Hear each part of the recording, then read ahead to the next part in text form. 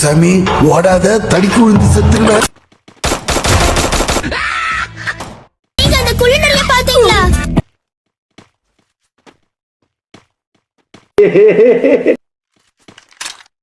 குமாரே உள்ள போ.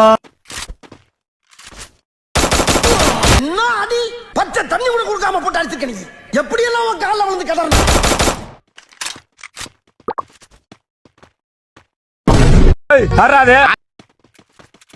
திரும்ப வரமாட்டேன் தானடா ஆட்டம் போட்டீங்க. என்ன தம்பி என்னாச்சு?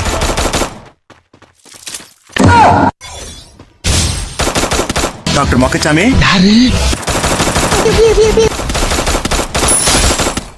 என்ன தெரிகிறது? அது ஒண்ணுமில்லடா.